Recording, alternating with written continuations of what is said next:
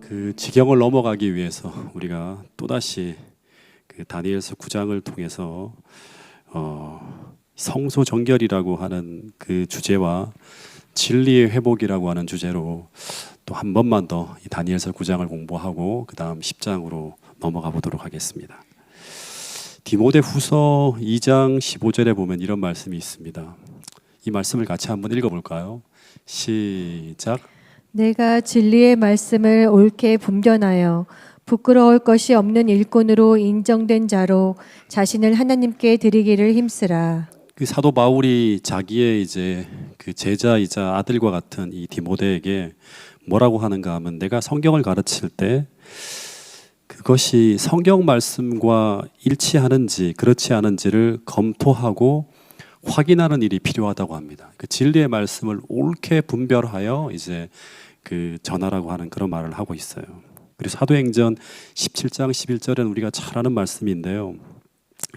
이 베레아 사람은 데살로니가에 있는 사람보다 더 신사적이어서 간절한 마음으로 말씀을 받고 이것이 그러한가 하여 날마다 성경을 상고함으로 이제 믿는 자들이 많이 늘어나는 그런 일이 벌어졌다고 합니다. 다시 말해 그 옛날에 이 베레아 사람들은 간절한 마음으로 말씀을 받았지만 무조건 수긍하는 사람이 아니라 이 말씀이 성경에 일치하는 말씀인지 아닌지를 일일이 살피며 어떻게 했다? 확인했다고 합니다. 그게 진짜 신사, 그리스도인 신사라고 하는 거예요. 근데 오늘날 대부분의 교인들은 너무나 바쁘게 살다 보니까 이 성경을 스스로 연구하는 일이 굉장히 어려워집니다. 그 설교를 듣고 난 후에도 이 베레아 사람처럼 이것이 말씀에 맞는 것인지 다시금 확인하고 검토하는 일이 쉽지 않아요. 근데 문제는 설교자들이 엉터리로 설교해도 그것이 옳다고 생각하고 받을 수도 있다고 하는 것입니다. 근데 이렇게 신앙생활을 하면 올바른 신앙생활을 하기 어려워지게 되겠죠. 그래서 이 성경 말씀을 개인적으로 검토하는 일이 정말 필요합니다. 이제 대쟁투 상학원을 이제 우리가 그 계속 읽는 운동을 지금 펼치고 있는데, 우리 예언의 신부에서 이 대쟁투 학원에 보면 개인적인 말씀을 연구하는 일이 얼마나 중요한지에 대해서 한 챕터를 통해서 마지막 시대 그 재림 준비하는 일에 정말 중요한 부분이라고 하는 걸 가르치는 부분을 우리가 보게 됩니다. 근데 이 말씀을 검토하는 일이 정말 필요한데, 그것이 가능하게 하기 위해서 무엇이 필요한가 하면 이 개인적으로 성경을 읽고 연구하기 위해 가장 필요한 것이 무엇이죠? 개인 성경을 갖는 것입니다. 근데 오늘날 우리가 개인적으로 성경을 가지는 것이 가능한 게 몇 년 정도 됐을까요? 불과 200년도 채 안 되었다고 하는 거예요. 과거에는 성경이 너무나 비싸서 이것을 개인의 손에 넣는다고 하는 건 상상할 수 없는 일이었어요. 뭐 진짜 말 그대로 집 한 채 값이기 때문에 성경 하나가 진짜 소수의 사람만이 성경을 소유했고, 더하여 성경을 소유해도 대부분의 사람들이 글을 읽을 줄 알았을까요? 몰랐을까요? 글을 거의 못 읽었어요. 중세 시대에 글을 읽을 수 있는 사람들은 몇 프로 됐을까요? 전 세계 인구 중에서 한 5%라고 합니다. 95%는 문맹이에요. 글을 모릅니다. 더군다나 중세 시대의 성경은 자국어도 아니죠.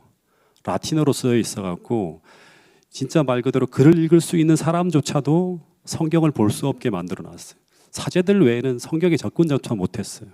중세 시대를 뭐라고 한다? 중세 암흑기라고 하는 것입니다. 대중들이 사제들의 가르침이 마치 성경의 가르침인 것처럼 생각하면서 검토하지 못하고 검증하지 못하고 그냥 따라가는 시대가 바로 중세 암흑기였어요. 근데 이 중세 시대가 무너지게 된 계기가 무엇인가 하면 종교개혁이 일어나고 그 다음에 그 프랑스 혁명이 이제 일어나면서 무너지게 되는데, 그 시작이 무엇이었을까요? 그 시작이 무엇이었는가 하면 이 15세기에 쿠텐베르크에 의해서 인쇄술이 발명되어지면서 정보혁명이 일어납니다. 그러면서 성경이 자국어로 번역되어져서 보급되어지고, 동시에 어떤 일이 벌어지는가 하면 계몽주의라 그래서 사람들이 글을 읽고 쓸 수 있는 그러한 일들이 벌어집니다. 그래서 1844년에 이제 2300주야의 끝에 성소 정결이 일어나기 직전에 어떤 일이 벌어지게 되는가 하면 그 약 200년 전에 영국의 이 작은 마을에 이 메리라고 하는 메리 존스라고 하는 이제 아이가 살고 있었다고 합니다. 근데 이 메리의 부모는 아주 신실한 그리스도인이라서 이제 메리에게 맨날 뭐를 가르쳐 주는가 하면 성경 이야기를 들려줍니다. 그래서 이 막 너무너무 재미있는 거예요, 이 메리 존스가. 근데 이 메리가 나이가 이제 쭉 들면서 마을의 주일 학교에서 읽기와 쓰기를 이제 배웁니다. 그리고 난 후에 이 메리가 하나님의 말씀을 너무나 사랑해서 자신의 성경책 한 권을 갖기를 소망하게 돼요. 이 실제 있었던 일이에요. 근데 다시 말하지만 이 성경은 굉장히 귀했고 굉장히 비쌌어요. 그래서 부자 중에서도 아주 부자만이 가질 수 있는 그런 성경이었어요. 살 수가 없었죠. 근데 이 어린 소녀가 한 10살이 되었을 때 성경을 사기 위한 꿈을 가지고 돈을 모으기 시작해요. 6년 동안 모았대요. 그래서 수많은 일들을 하면서 뭐 나무 가지 줍는 일부터 시작해서 빨래 귀우는 일 하면서 수많은 일들을 하면서 돈을 모읍니다. 마침내 성경을 살 수 있는 돈이 모아지게 되자 이 성경을 사기 위해서 이 메리 존스가 그 벨라라고 하는 곳으로 한 40km 떨어진 곳을 9시간을 걸어서 갑니다. 근데 그곳에 도착했을 때 성경을 구입했을까요? 그렇지 못하고 성경이 이미 다 솔드아웃, 다 판매가 된 거예요. 메리가 살 수 있는 성경이 없는 거예요.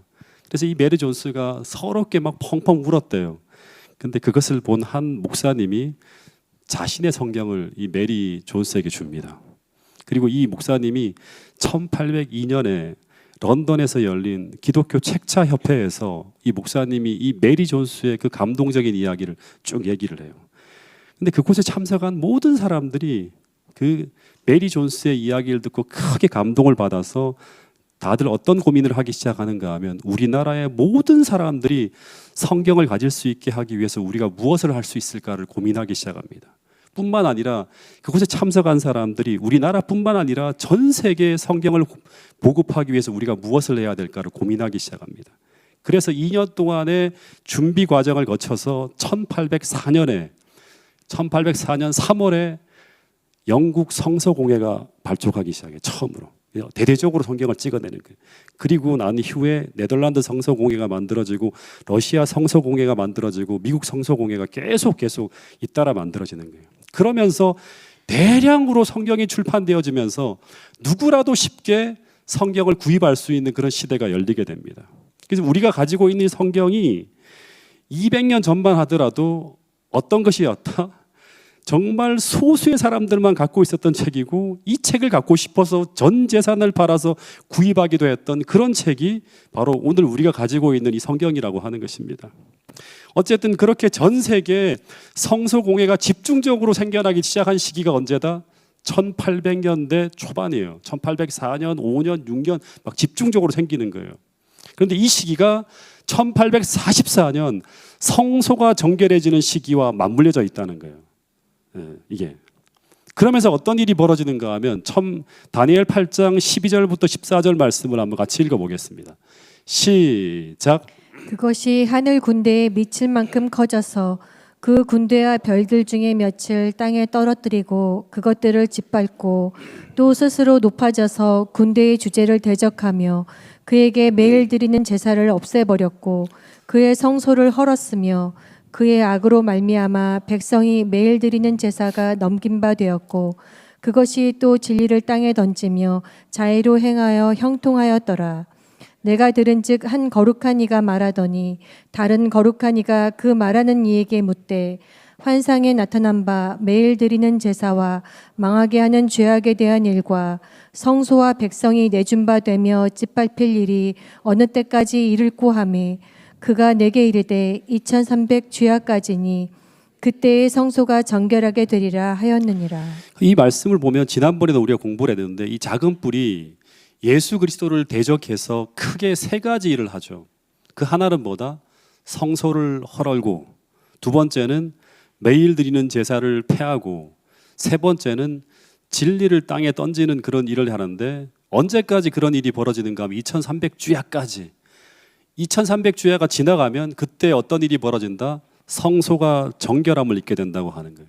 근데 이 성소가 정결함을 입으리라고 할 때 정결함을 입다고 하는 이 이제 단어가 니치다크라고 하는 단어를 쓰는데 히브리어로 이 니치다크라고 하는 단어가 이제 어떤 이제 의미의 단어인가 하면 차다크라고 하는 단어의 수동태예요.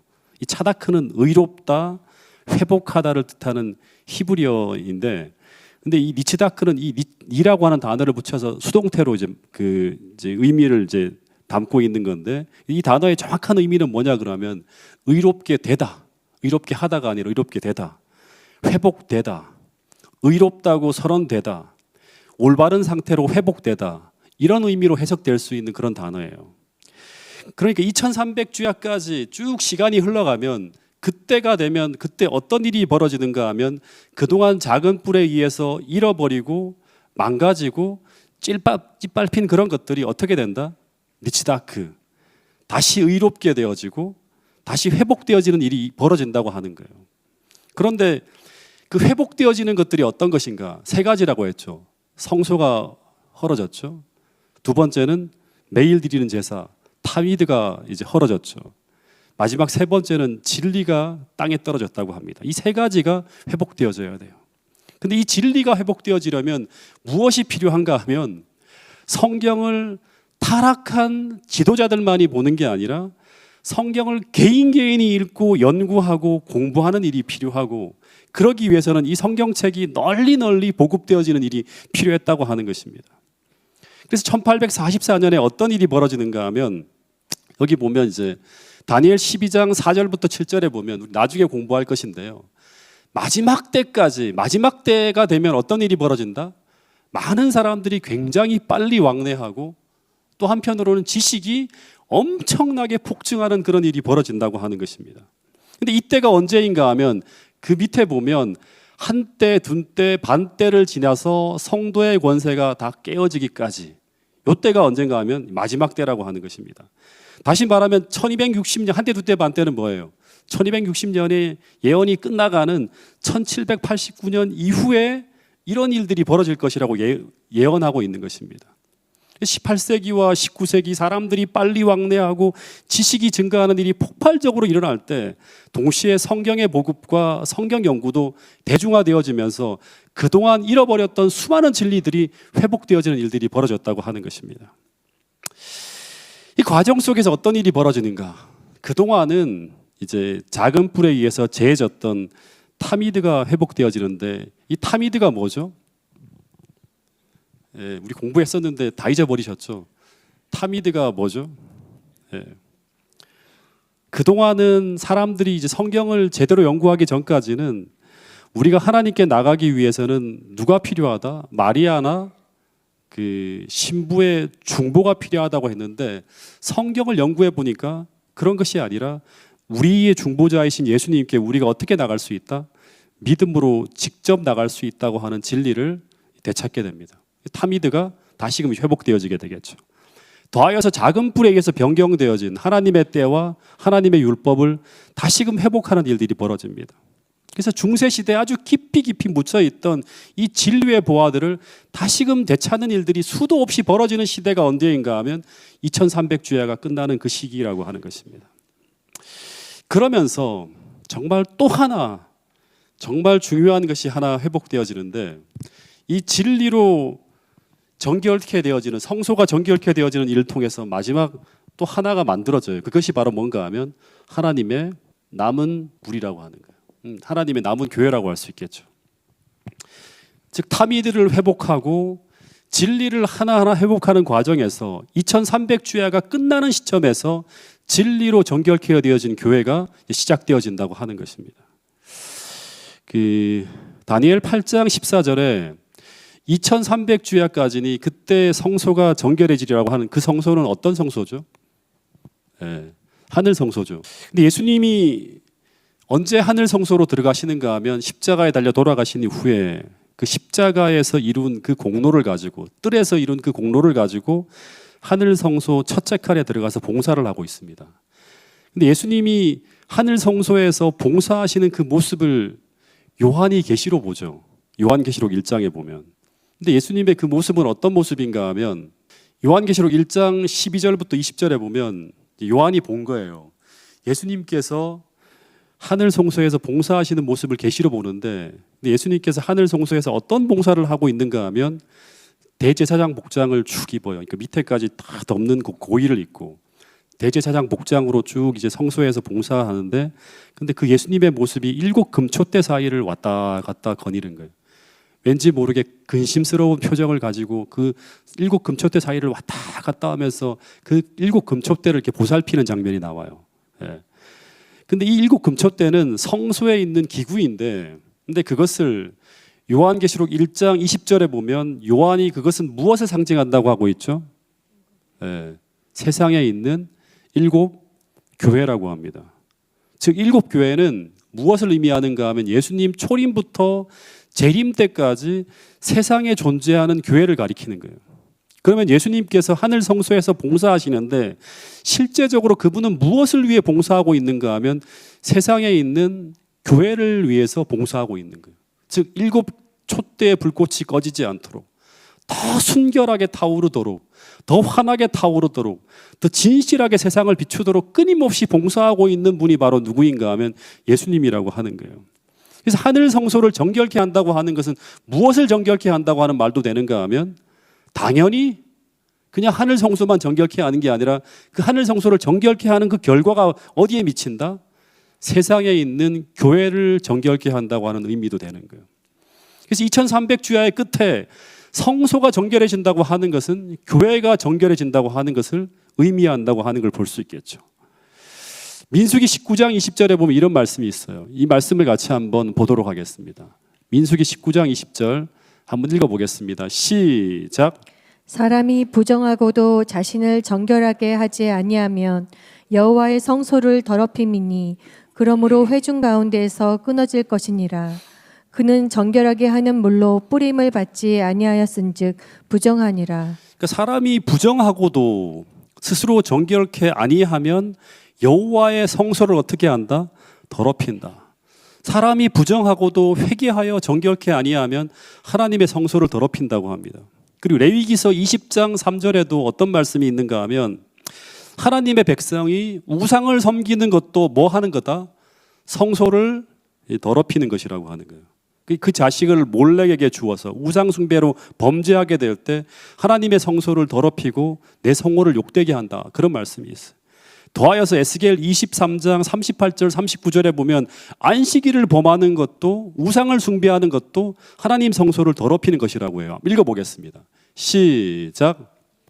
이에도 그들이 내게 행한 것이 있나니 당일에 내 성소를 더럽히며 내 안식일을 범하였도다. 그들이 자녀를 죽여 그 우상에게 드린 그날에 내 성소에 들어와서 더럽혔으되 그들이 내 성전 가운데에서 그렇게 행하였으며.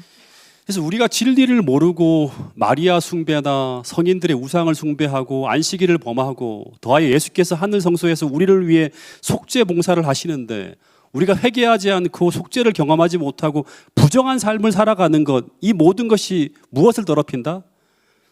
하나님의 성소를 더럽히고 있다고 하는 그런 이제 말씀을 하고 있는 거예요. 근데 이 작은 뿔이 1260년간 세상에서 속죄와 구원을 마치 자신이 할 수 있는 것처럼 교회라는 이름으로 속이고 타미들을 제하여 버리고, 그러고 하나님의 백성들이 회개를 통한 속죄를 경험하지 못하도록 계속 진행함으로 말미암아 하나님의 성소가 더럽혀짐을 당하게 됩니다. 뿐만 아니라 이 작은 뿔이 때와 법을 변개함으로 말미암아 하나님 백성들이 뭐를 범한다? 안식일을 범함으로 또 마리아 숭배와 우상 숭배를 통해서 하나님의 성소를 더럽히고 있었다고 하는 것입니다. 그런데 2300주야가 지나갈 때 이 작은 뿔에 의해서 그 1200년간 땅에 던져진 진리가 하나하나 회복되어지면서 이 진리를 회복하며 하나님의 진리로 정결해진 무엇가 탄생한다? 하나님의 남은 무리, 다시 말하면 하나님의 마지막 사명을 담당할 이 교회가 만들어지게 된다고 하는 것입니다. 이 하나님의 남은 교회가 2300주야가 지나간 이후에 윌리엄 밀러의 재림운동을 통해 탄생하게 된다고 하는 것입니다. 이 교회가 바로 우리가 늘 이제 성경을 통해서 이야기하는 계시록 12장 17절에 말하는 이 여자의 남은 무리인데 한번 읽어보겠습니다. 요한계시록 12장 17절 말씀입니다. 시작. 용이 여자에게 분노하여 돌아가서 그 여자의 남은 자손 곧 하나님의 계명을 지키며 예수의 증거를 가진 자들과 더불어 싸우려고 바다 모래 위에 서 있더라. 그러니까 용이 분노하여 돌아가서 그 마지막 인류 최후의 전쟁을 위해 싸우려고 준비하고 있는 대상이 바로 누구인가 하면 여자의 남은 자손, 남은 무리라고 하는 거예요.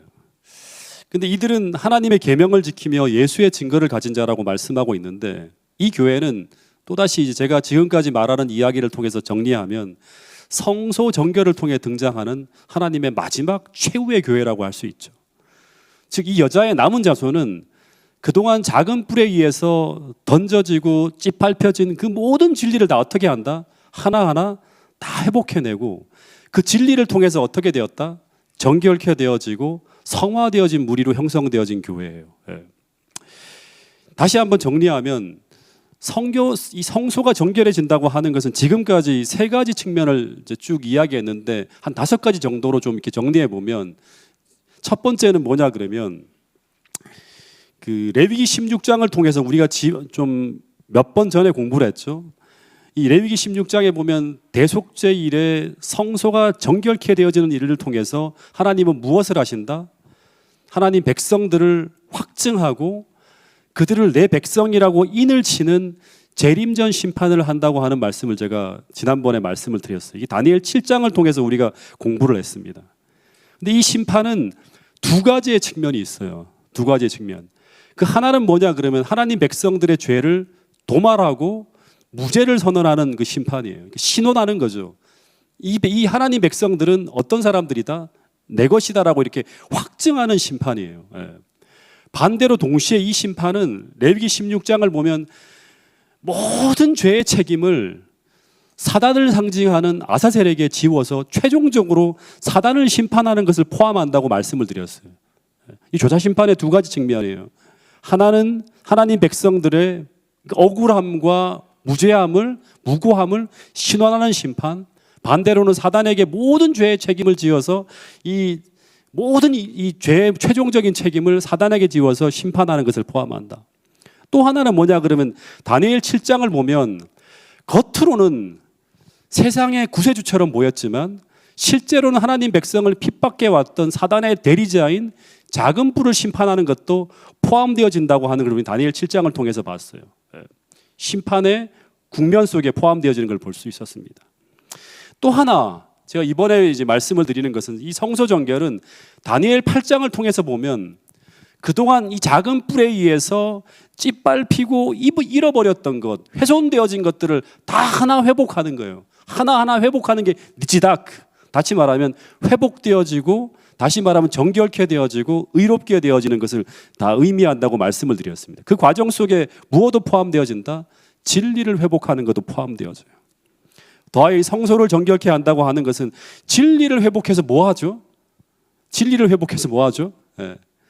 요한계시록 1장에 보면 이것은 예수님께서 이 땅의 교회를 진짜 진리로 말미암아 거룩하게 되어지고 진리로 성화되어지는 성도들로 구성되어진 하나님의 마지막 최후의 교회, 다시 말하면 이 세상 마지막 최후의 전쟁을 위해서 준비하는 남은 무리로 형성되어진 교회를 하나님께서 2300주야가 끝날 때 하늘 성소의 정결을 통해서 세우신다고 하는 것이 이 다니엘서 7장, 8장을 통해서 우리가 확인할 수 있는 하나의 또 중요한 어떤 메시지라고 하는 것입니다.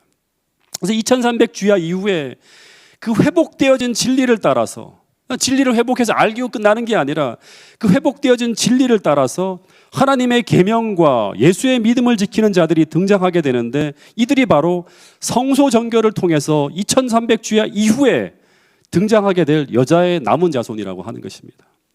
사단은 이들과 더불어 싸우려고 바다 모래 위에 서 있어요. 이들과 싸우려고, 여자와 싸우는 게 아니라.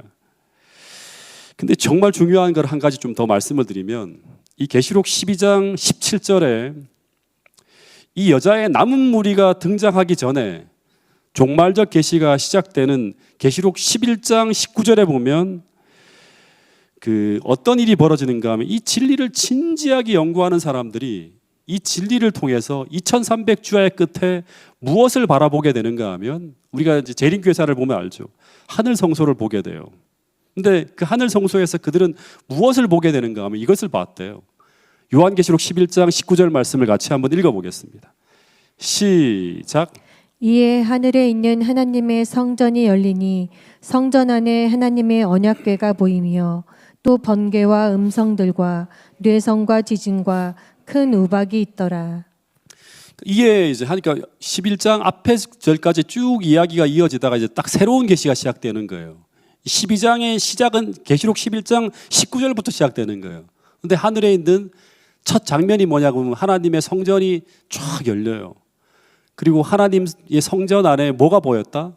예, 하나님의 언약궤가 딱 보이면서 그 다음에 번개와 음성과 내성과 지진과 큰 우박은 출애굽기 19장에 이제 예수님께서 십계명을 줄 때 그때 그 벌어졌던 그 단어들을 다 이렇게 집어넣는 거예요. 언약을 맺는 장면이었죠. 그래서 진리를 이제 남은 무리가 등장하기 전에 이제 하나님께서 이 계시록 11장 19절에 보면 당시 진리를 진지하게 연구하는 사람들이 그 진리를 통해서 2300주야의 끝에 무엇을 바라보는가 하면 하나님 이 하늘 성소를 보게 되는데 하늘 성소에서 무엇을 보게 되는가 하면 언약궤를 봐요. 언약궤 안에는 뭐가 들어있다? 십계명이 들어있어요. 그러니까 이 계시는 무엇을 의미하는가 하면 언약궤 안에 담겨진 이 십계명이 수천 년이 지나갔지만 그대로 보존되어져 있다고 하는 것을 알려주는 계시가 바로 이 계시라고 합니다. 이 계시를 보고 난 이후에 이제 이 계시록 12장 마지막 절이죠. 17절에 뭐라고 하는가 하면 여자의 남은 자손이 등장하는데 그들은 하나님의 계명과 언약궤 안에 담겨 있는 그 십계명을 그대로 지키고 있는 거죠. 계명과 예수의 증거를 가진 자들이 등장하는 모습을 하나님께서 보여주는 거예요. 하늘 성소를 보고 본 자들이 뭐가 되는가 하면 이 마지막 때 하나님의 남은 무리가 되는 거예요. 그 계시를 보고 난 후에. 그래서 하늘 성소가 정결케 되어진다고 하는 것, 즉 예수님께서 하늘 성소에서 행하시는 그 속죄 봉사를 통해서 결국 주님은 여자의 남은 자손을 탄생시키는 그런 일을 하시는 거예요. 근데 그들은 바로 어떤 사람들이다? 진리로 말미암아 성화되어진 사람들이에요. 결국 하나님의 계명과 예수의 증거를 가지고 어떻게 한다? 마지막 시대 용과 더불어 싸우는 전쟁을 벌이는 그런 사람들이라고 하는 것이죠. 즉 그들은 성령께서 보여주시고 알려주시는 그 예수의 증거와 하나님의 계명을 예수의 믿음으로 지키며 신앙생활을 하는 자들인데 이들이 바로 재림 직전 성소 정결을 통해 탄생하게 될 여자의 남은 자손이라고 하는 거예요. 그들이 바로 진리로 정결케 된 교회를 이루고 그 진리를 전하는 사명을 갖게 되는 거예요. 이 진리를 전하는 사람들은 진리를 경험하고 진리로 성화되어진 자들이 되어야겠죠. 이들이 바로 여자의 남은 무리예요. 남은 자손이라고 하는 것입니다.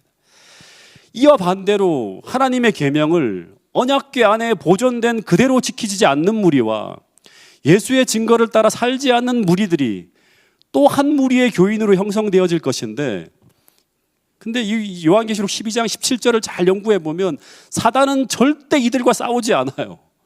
용이 여자에게 분노하여 돌아가서 누구랑 싸운다? 여자의 남은 자손과 싸워요. 이들과는 싸우지 않는다고 하는 거예요. 왜냐하면 이들은 계시록 17장에 가면 전부 음녀로 다 타락해 있어요. 전부 자기 편이기 때문에요.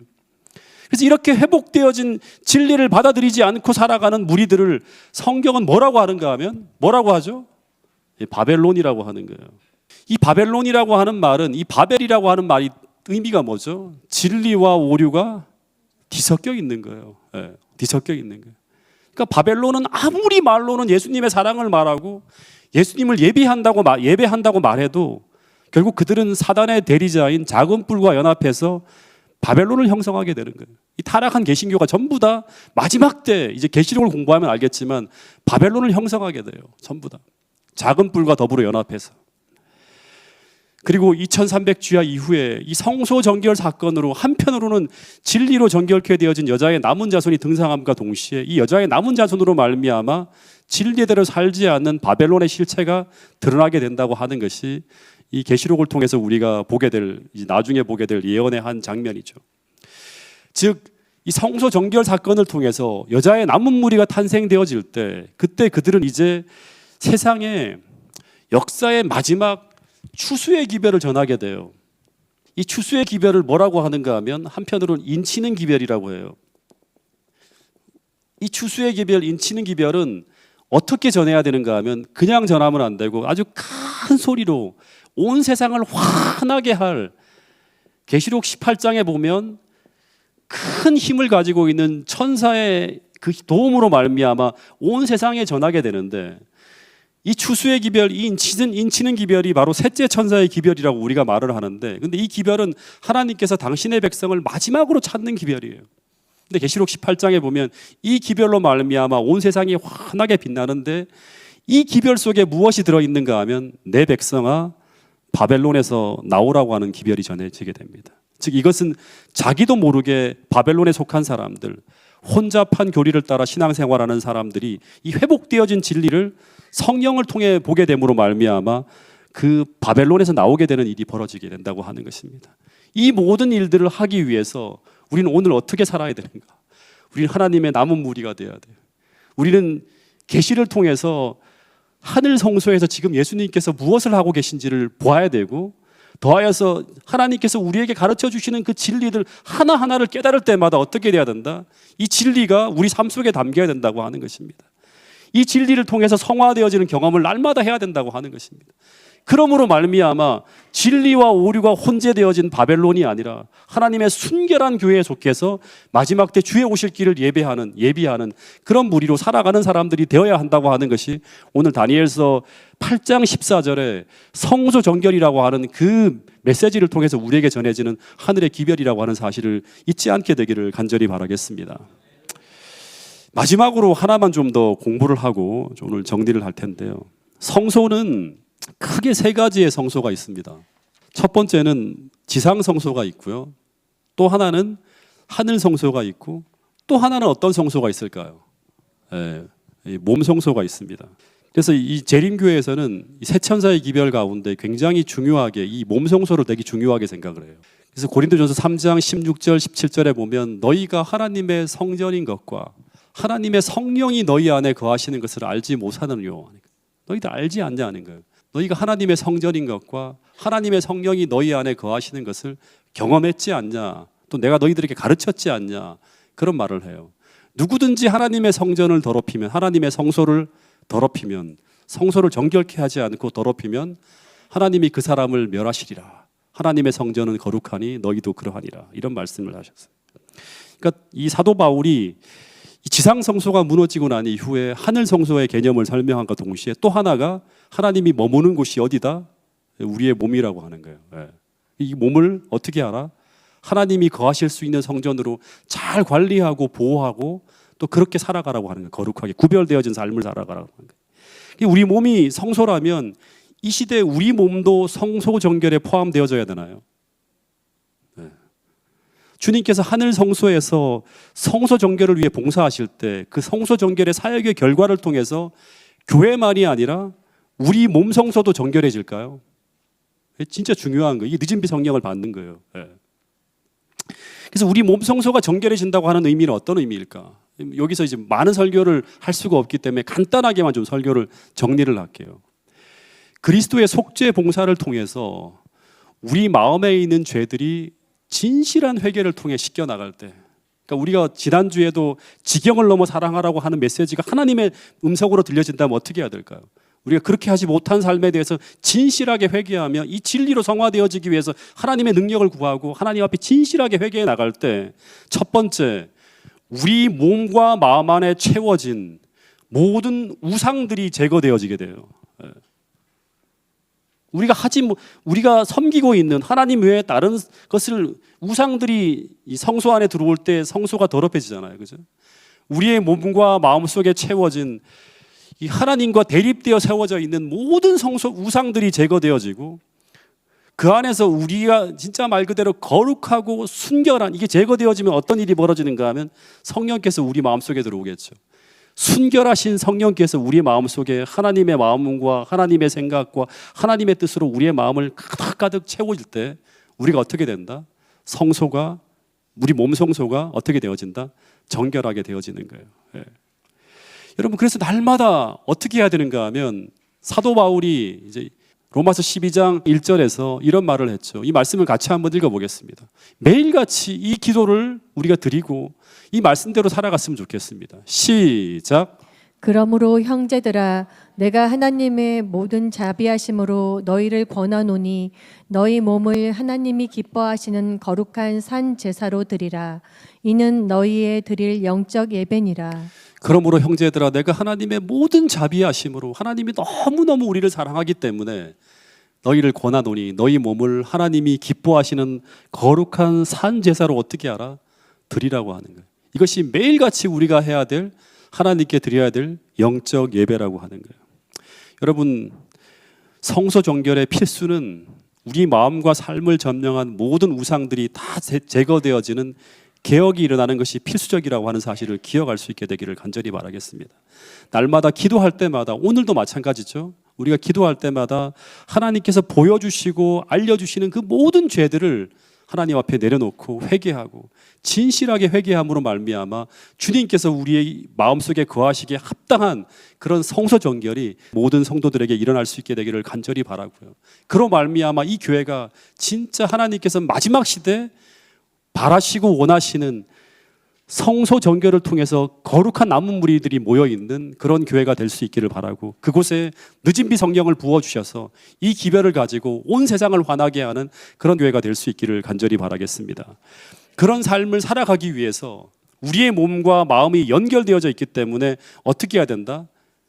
음식물을 절제해야 되고, 더하여서 부정한 음식이나 부정한 것들로부터 우리 자신을 거룩하게 보존하기 위해서 어떻게 해야 된다?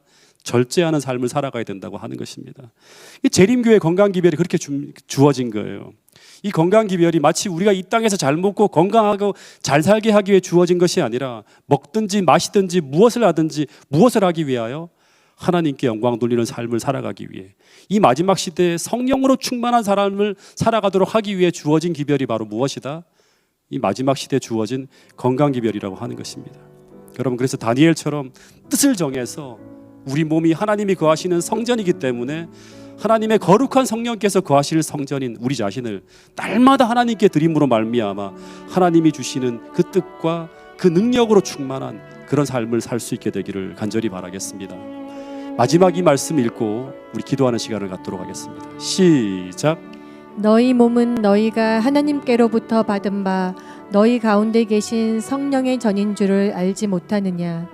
너희는 너희 것이 아니라 값으로 산 것이 되었으니 그런즉 너희 몸으로 하나님께 영광을 돌리라.